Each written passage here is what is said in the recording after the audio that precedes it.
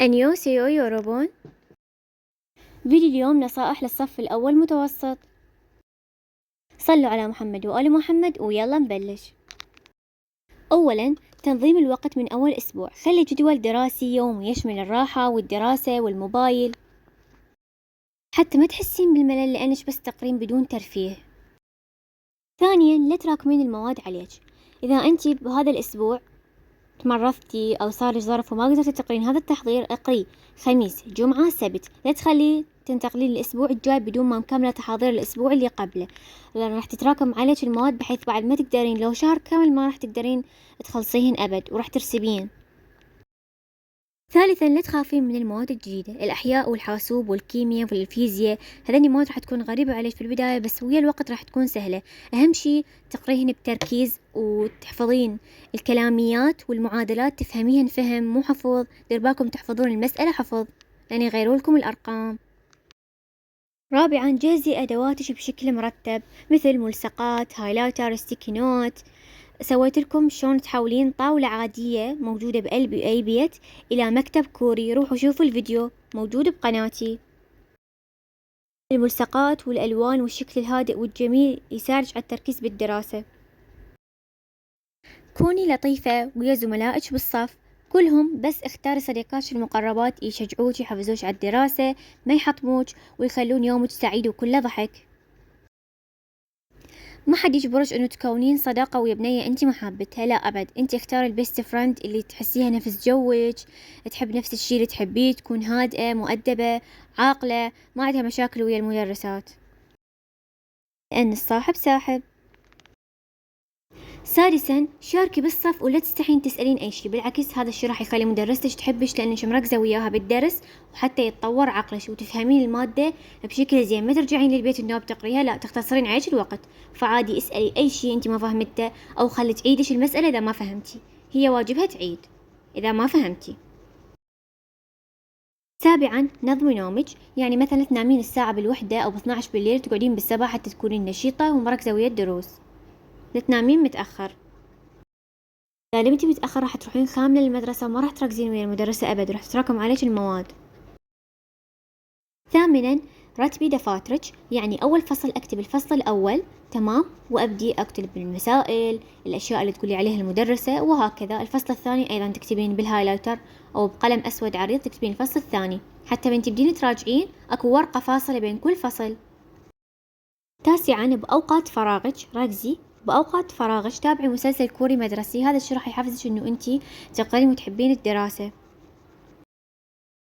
عاشرا، قصائد العربي، راح تواجهون صعوبة بحفظ قصائد العربي، لذلك سويت لكم فيديو شو راح تسوون بالامتحان وتجاوبون على القصيدة حتى لو ناسين أول بيت من القصيدة، روحوا شوفوه بيها نصائح كلش راح تفيدكم شلون تحفظون القصائد ب10 دقائق بس.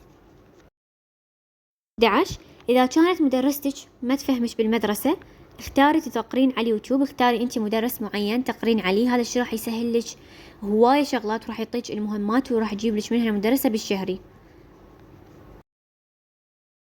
12، كل نهاية أسبوع اطلعي، يعني كل خميس اطلعي سواء لأقاربكم المتنزه الألعاب أي شي. 13، سوي أجواء بالبيت، يعني انتي لو هذا اليوم يوم الخميس مثلا تورطت والدتك او ما قدرتي تطلعين، سوي اجواء انتي بالبيت، حضري اي اكلة انتي تحبيها او نودلز او اي شيء انتي تحبين تطبخيه بنفسك، وتابعي مسلسل كوري او مسلسل مصري اللي انتي تحبيه. كافئي نفسك من تجيبين درجات عالية، يعني انتي لو جبتي مثلا 90 بهذا اليوم اخلي امي تشتري لي فد شي معين اني احبه، مثلا جنطة، اكسسوارات للشعر، ميك اب، اظافر، اي شيء انت تحبيه كمكافأة لك، حتى عقلك يضل يسوي درجات ويقرأ حتى يكسب هدايا. الجدول المدرسي للاسبوع، يعني جيبي ورقة بيضاء اكتبي بها الأحد شنو الدروس اللي راح تاخذيها، الاثنين شنو الدروس، وهكذا لبقية الأسبوع، حتى تحطين جدول قبال المكتب اللي اني راح تشوفون الفيديو شلون سويته اني. بعدها راح تجيبون ورقة بيضاء تكتبون الجدول مالتكم الدراسي وتلزقوه مقابل المكتب، يعني يصير قبالش مباشرة. الأحياء، هواية بنات راسلوني وقالوا لي احنا خايفين من مادة الأحياء لأن يقولون أصعب شيء بالأول المتوسط هو الأحياء. لا بنات لا تخافون أبدا، هو كتابكم تقريبا يمكن أقل من 100 ورقة الأحياء أبدا لا تخافون، مادة سهلة تحكي عن المجهر وعن البكتيريا العصوية والكروية، لا تخافون أبدا، كلش سهل. بس مثل ما قلت لكم لا تراكمون شي عليكم وقروها بتركيز. شلون نقرأ المواد الجديدة بدون يوتيوب؟ أول شي راح تجيبين مادة الأحياء، إذا أنت تحبين تقرين بنفسك جيبين مادة الأحياء أو أي مادة حفظية تكون تمام. يعني مثلا الكلاميات مالت الكيمياء، الكلاميات مالت الفيزياء، الفيزياء مو بس مسائل ولا الكيمياء بس مسائل، بيها كلاميات وبيها مسائل مقسمة نص بنص.